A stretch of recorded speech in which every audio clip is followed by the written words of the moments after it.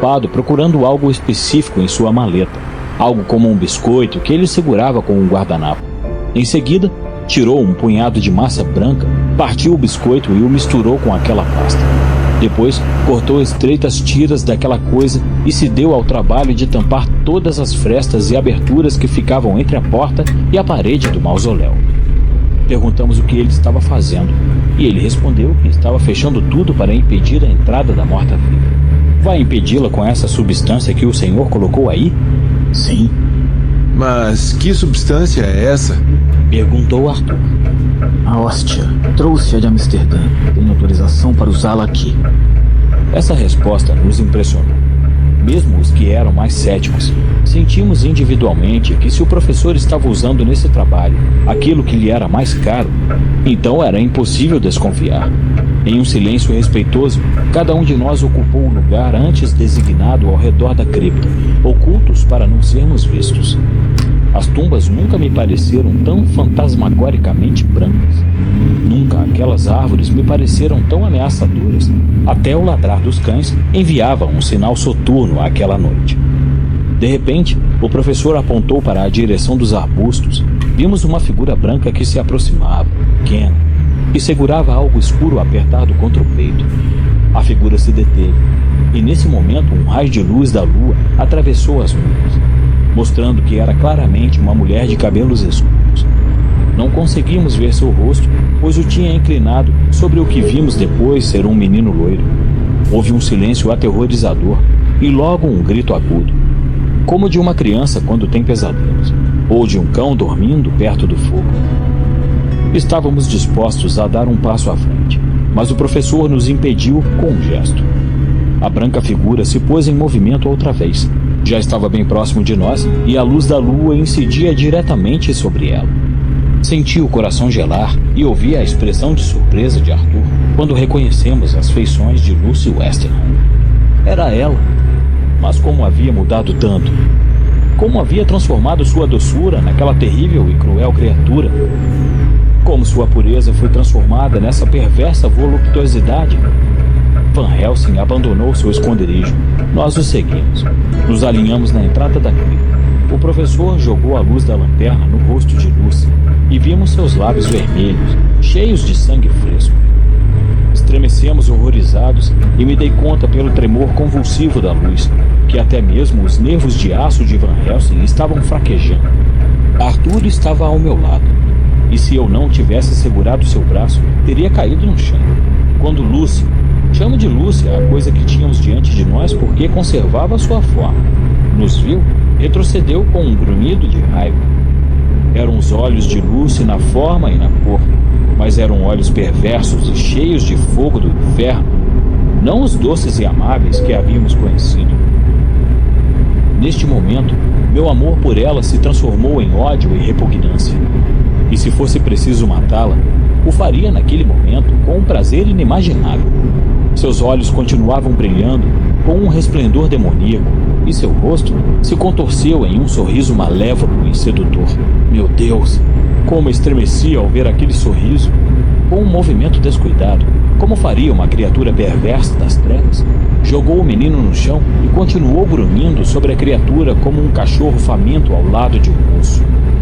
O pequeno gritou com a força e ficou imóvel, gemendo. Havia tal mostra de sangue frio naquele ato tão monstruoso que Arthur não pôde conter um grito. Quando aquela criatura avançou até ele, com os braços abertos, um sorriso voluptuoso nos lábios, ele deu um passo atrás e escondeu o rosto com as mãos.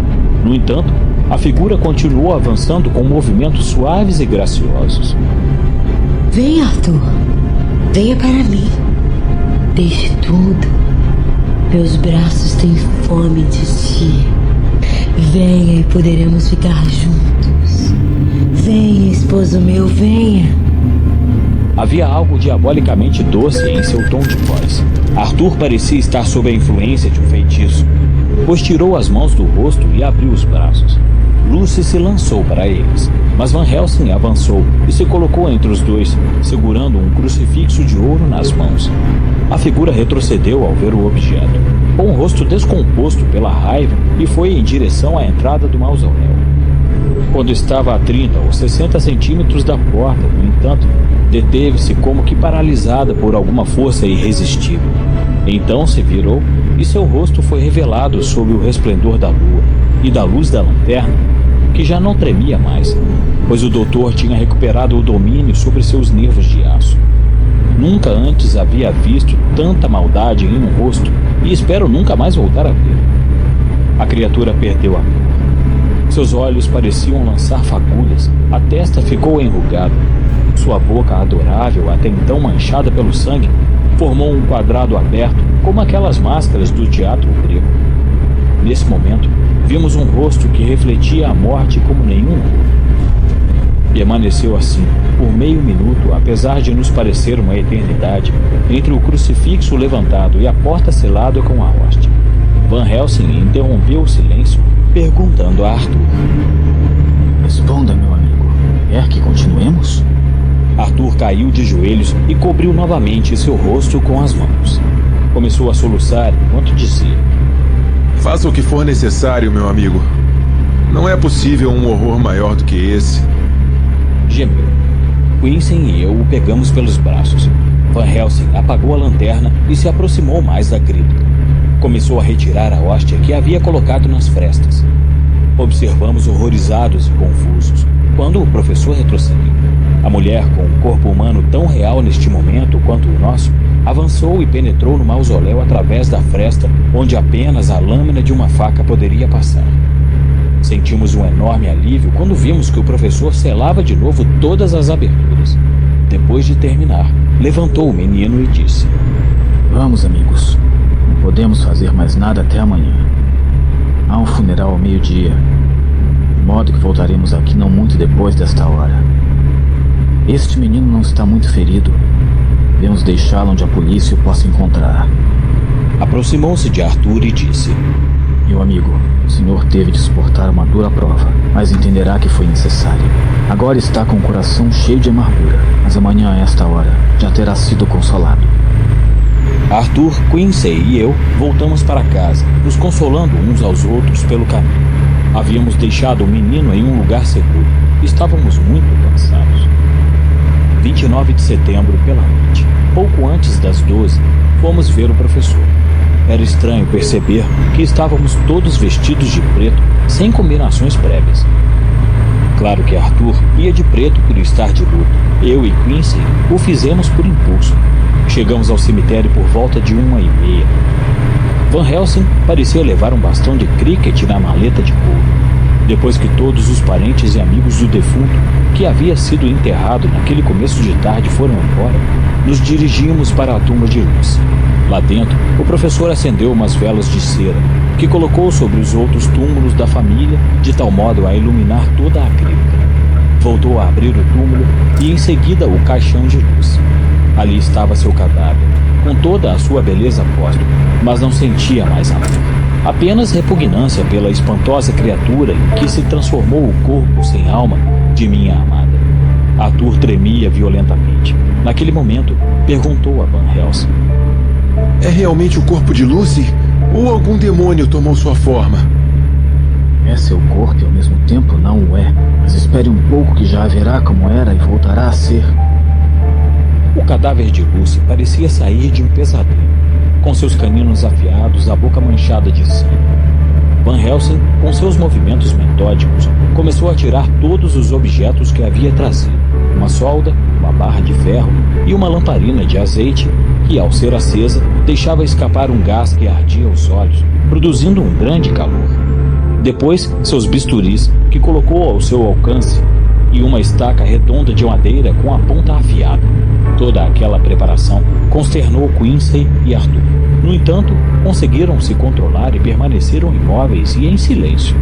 Antes de fazer qualquer coisa, disse o professor, vou explicar um pouco sobre os não-mortos. Quando são convertidos em mortos-vivos, essas criaturas ganham a imortalidade, ou seja, não podem morrer. E devem seguir através dos tempos, fazendo novas vítimas, aumentando assim a quantidade dessas criaturas andando sobre a Terra, pois eles se transformam em mortos-vivos depois de atacados por outros mortos-vivos. Se o senhor tivesse aceitado aquele beijo antes que Lucy morresse, ou a tivesse abraçado ontem à noite, também se transformaria em Nosferatu, como é chamado na Europa Oriental, e seguiria produzindo cada vez mais mortos-vivos. A carreira desta pobre dama apenas acaba de começar. Estes meninos de cujo sangue se alimenta ficarão sob seu poder e virão procurá-la. Ela irá retirar deles todo o sangue até matá-los e transformá-los também. E se esta criatura morrer de verdade, então tudo acaba. Os orifícios nas gargantas irão desaparecer. Os meninos poderão continuar com suas brincadeiras, sem que se lembrem de nada. O melhor que podemos fazer é nos certificarmos de que este cadáver, que agora é um morto-vivo, morra de fato. E a alma da pobre jovem que tanto amamos estará livre novamente. No lugar de levar a cabo seus horríveis crimes durante as noites, ocupará seu lugar junto aos anjos. De modo que, meu amigo, será necessária que uma mão lhe dê o golpe que a libertará. Sinto-me disposto a fazê-lo, mas não há ninguém entre nós que tenha mais direito a isso. Não será uma alegria pensar, no silêncio da noite, quando o sono se negar a envolvê-lo, foi minha mão que a enviou ao céu. Foi minha mão que mais a amava. A mão que ela haveria de escolher entre todas do mundo. Todos olhamos para Arthur, e ele compreendeu de imediato que deveria ser a sua mão que nos devolveria Lucy com uma lembrança sagrada.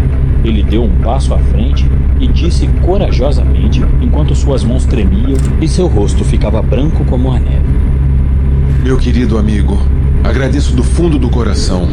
Diga o que tenho que fazer e não falharei.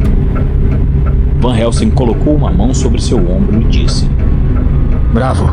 No momento de coragem, tudo estará terminado. Deve transpassar seu corpo com esta estaca. Será um teste terrível. Não pense em nada. Só durará um instante. A alegria que irá sentir será muito maior que a dor que este ato possa produzir. O senhor sairá desta cripta como se estivesse flutuando no ar. Mas não deve hesitar uma vez que tenha começado. Nós estaremos aqui, ao seu lado.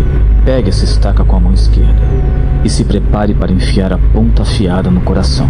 Agora pegue o martelo com a mão direita. Quando comecemos a oração dos defuntos, eu vou lê-la. Os outros a recitarão comigo. Então golpeie o corpo. Em nome de Deus, para o bem da alma que tanto amamos. Arthur fez como o professor disse e suas mãos já não tremiam. Van Helsing começou a recitar a oração. Nós o seguimos da melhor maneira possível. Arthur colocou a ponta da estaca sobre o coração do cadáver. Pude ver a depressão na carne branca. Logo, a golpeou com toda a sua força. Aquela criatura se contorceu e deu um grito pavoroso. O corpo se sacudiu, estremeceu e se retorceu com movimentos selvagens. A boca se abriu e se encheu de uma espuma escarlate. Mas Arthur não vacilou nem por um momento. Parecia uma representação do deus escandinavo Thor, parecendo penetrar cada vez mais fundo a piedosa estaca. O sangue do coração destroçado jorrava com força e se espalhava ao redor da ferida. Seu rosto estava endurecido. Nossas vozes ressonaram claramente no interior da cripta. Paulatinamente, a tremedeira e os movimentos bruscos foram diminuindo. Finalmente, o cadáver ficou imóvel. O martelo caiu da mão de Arthur, girou sobre os sapatos e teria caído se não o tivesse segurado. Grossas gotas de suor apareceram em sua testa e respirava com dificuldade. Estávamos tão ocupados com Arthur que não olhamos para o caixão. Quando o fizemos, no entanto, um murmúrio de assombro saiu de nossas bocas. Foi tão estranho que Arthur, naquele momento sentado no chão, se levantou para olhar também. Ele se encheu de alegria e um brilho estranho apareceu em seu rosto, tomando o lugar do horror de antes. Ali, naquele túmulo, repousava não o demônio que odiávamos tanto, mas sim Lucy, tal qual havíamos conhecido em vida. É verdade que seu semblante refletia a dor e a preocupação peculiares de nossa pequena quando andava por este planeta, mas isso não foi desagradável, já que eram partes da verdadeira Lucy. Sentimos que a calma resplandecia como a luz do sol sobre o rosto e o corpo da morta, como um símbolo terreno da tranquilidade de que desfrutaria durante toda a eternidade. Van Helsing mais uma vez pôs a mão sobre o ombro de Arthur e disse: Então, meu amigo, o senhor me perdoou? Ele pegou as mãos do velho mestre entre as suas. Perdoá-lo? Que Deus o abençoe por ter devolvido a alma de minha amada e por ter me devolvido a paz. colocou suas mãos sobre o ombro do professor e, apoiando a cabeça em seu peito, chorou em silêncio, enquanto nós permanecíamos imóveis. Quando levantou a cabeça, Van Helsing disse: Agora, meu amigo, o senhor pode beijá-la. Beije seus lábios mortos se desejar, como ela desejaria se pudesse escolher. Já não é uma diabólica morta-viva, é uma morta que pertence a Deus. E sua alma está com ele. Arthur se inclinou e a beijou. Logo depois, mandamos que ele e Quincy saíssem da cripta. Eu e o professor cortamos a parte superior da estaca, deixando a ponta dentro do corpo. Cortamos a cabeça do cadáver e colocamos alho em sua boca.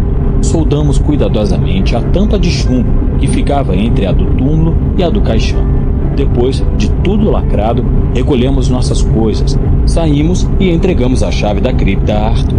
Lá fora, o ar era suave, o sol brilhava, os pássaros cantavam e parecia que toda a natureza havia mudado completamente.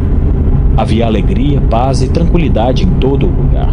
Nos sentíamos cheios de alegria, embora não se tratasse de um prazer intenso, mas algo mais suave e agradável. Antes de nos afastarmos dali, Van Helsing disse: Agora, meus amigos, concluímos uma etapa de nosso trabalho. Mas algo muito mais difícil nos espera. Descobrir o autor de tanto sofrimento e aniquilá-lo. Tem indícios que podemos seguir, mas se trata de uma aventura cheia de perigos e dor. Os senhores me ajudarão? Prometemos ao professor ir até o fim, por mais amargo que fosse. Dentro de 2 noites, continuou o professor. Os senhores deverão se reunir comigo para jantar na casa de nosso amigo John. Devo falar com outros 2 amigos, 2 pessoas que os senhores ainda não conhecem.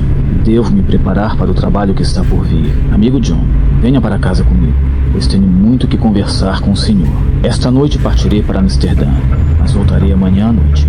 Então começaremos de verdade este nosso trabalho. Mas antes disso, terei muito que lhes dizer, para que os senhores saibam o que teremos que fazer. E o que teremos que temer.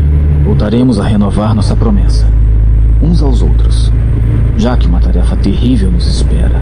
E uma vez que comecemos a andar por este terreno, já não poderemos retroceder.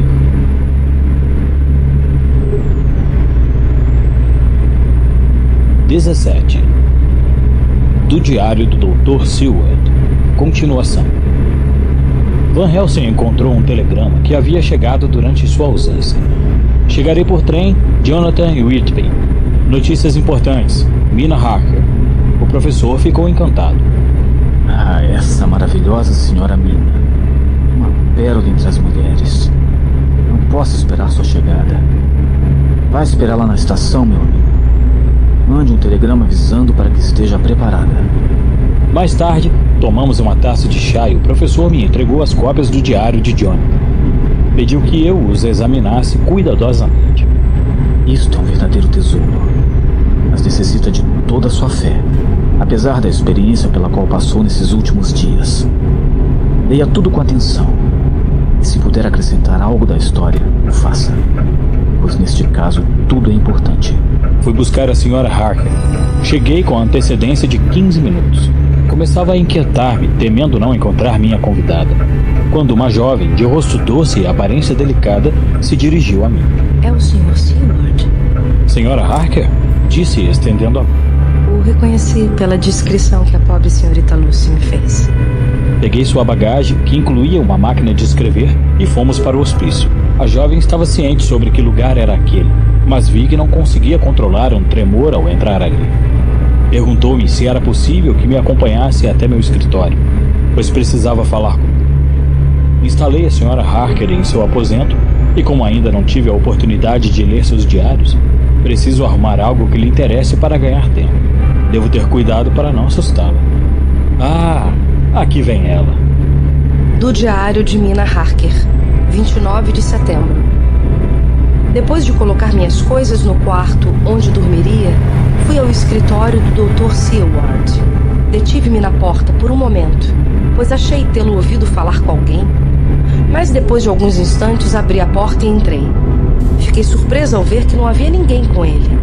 Estava sozinho e se encontrava diante de um fonógrafo, de onde deve ter saído a voz que ouvi antes. Nunca tinha visto um e fiquei bastante interessada. Espero não ter feito o senhor esperar muito, falei. mas fiquei um tempo parada atrás da porta, pois pensei ter ouvido alguém com o senhor. Oh, Sorriu. só estava registrando em meu diário os últimos acontecimentos. Seu diário? Perguntei surpresa. Sim, o registro neste aparelho. Ele colocou a mão no aparelho enquanto falava. Estava muito entusiasmada e exclamei: Nossa, isso é ainda mais rápido que taquigrafia. Posso ouvir um pouco? Naturalmente. Replicou com amabilidade e se levantou para preparar o artefato. Então parou e apareceu em seu rosto uma expressão confusa. O caso Começou em um tom estranho. é que se refere a meus casos e seria muito desagradável. Quero dizer, Ficou em silêncio e tentei ajudá-lo a sair de sua confusão. O senhor ajudou a cuidar de minha querida Lucy nos seus últimos momentos. Deixe-me escutar como morreu. Eu agradecerei por tudo que possa saber sobre ela. Eu a amava muito. Para minha surpresa, respondeu com uma expressão de verdadeiro horror em seu rosto. quer que fale de sua morte? Por nada no mundo. Por que não? Perguntei, enquanto senti um terrível sentimento se apoderando de mim. O doutor fez uma pausa novamente e pude ver que tentava encontrar uma desculpa. Finalmente balbuciou. Entenda, não consigo separar o que é pessoal do profissional. Enquanto falava, teve uma ideia e disse com a simplicidade cheia de inocência como a de um menino. Essa é a verdade. Lhe dou minha palavra.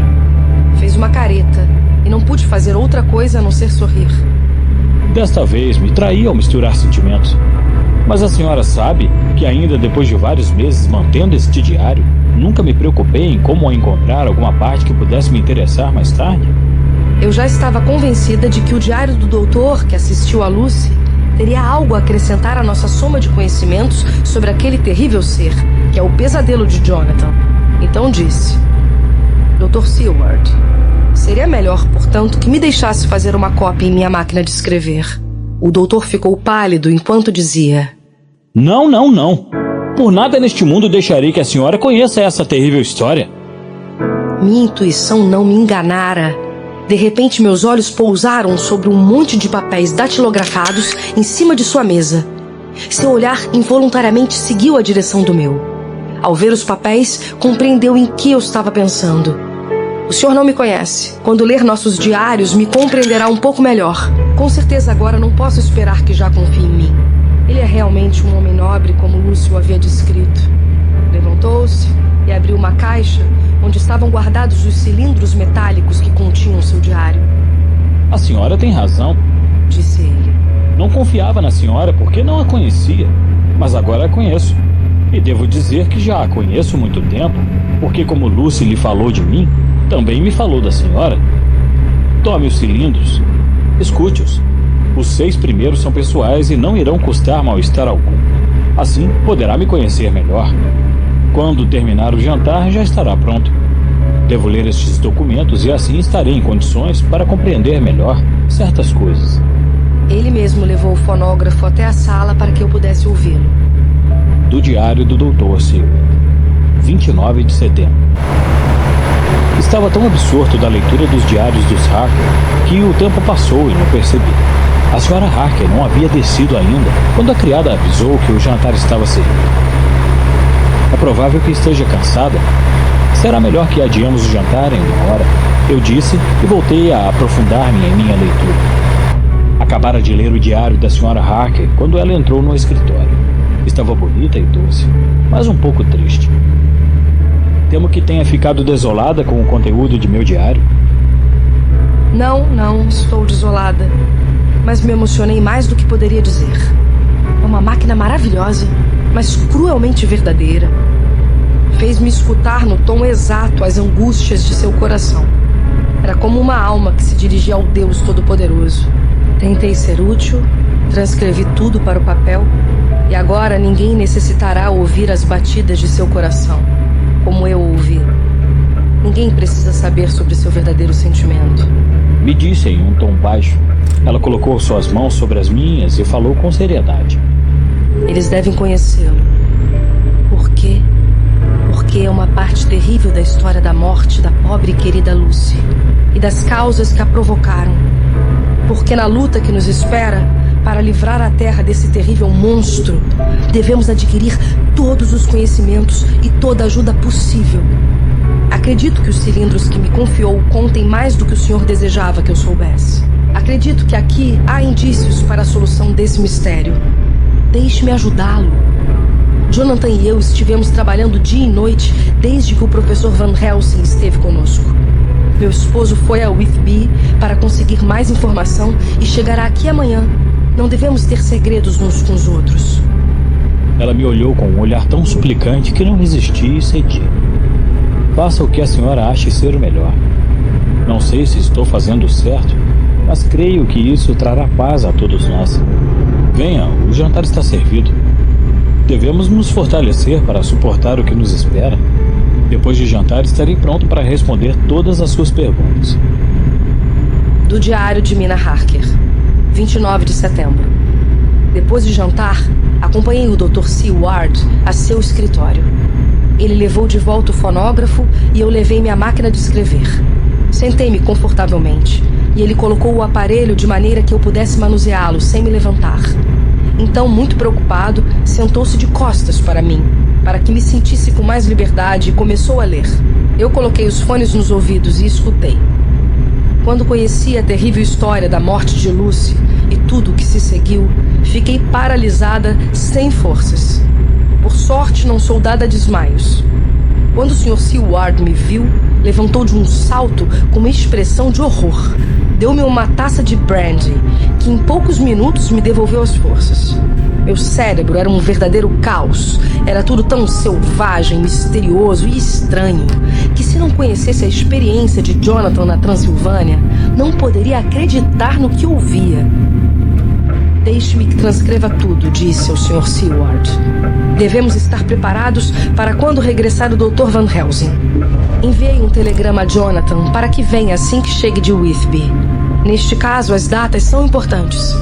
Penso que devemos dispor o material em ordem cronológica. O doutor assentiu, usei papel carbono e fiz 3 cópias do diário. Já era tarde quando concluí meu trabalho. O doutor foi fazer a sua ronda diária, mas ao terminar, sentou-se ao meu lado lendo enquanto eu trabalhava, para que não me sentisse muito sozinha. Antes de me despedir dele, lembrei o que Jonathan havia escrito em seu diário sobre a perturbação do professor quando leu algo em um jornal na estação de Exeter. Portanto, ao ver que o Dr. Seward guardava seus jornais em ordem cronológica, peguei os exemplares de The Westminster Gazette e The Pall Mall Gazette. Com a permissão do doutor, os levei para meu quarto. Tenho o objetivo de examiná-los para tentar encontrar algum indício. Não tenho sono e o trabalho servirá para me tranquilizar. Do diário do Dr. Seward, 30 de setembro. O Sr. Harker chegou às 9 em ponto. Tem uma inteligência fora do comum e está cheio de energia. Parece ser um homem enérgico e valente. Sua ida à tumba pela segunda vez foi algo muito corajoso. Depois de ler seu diário, estava preparado para me encontrar com um belo espécime da raça humana, mas não com um cavalheiro tranquilo e sério que chegou aqui hoje. Mais tarde, depois do almoço, Harker e sua esposa foram para o seu quarto. Ouviu o barulho da máquina de escrever. Trabalharam muito. A senhora Harker me disse que estavam colocando em ordem todas as provas que possuíam.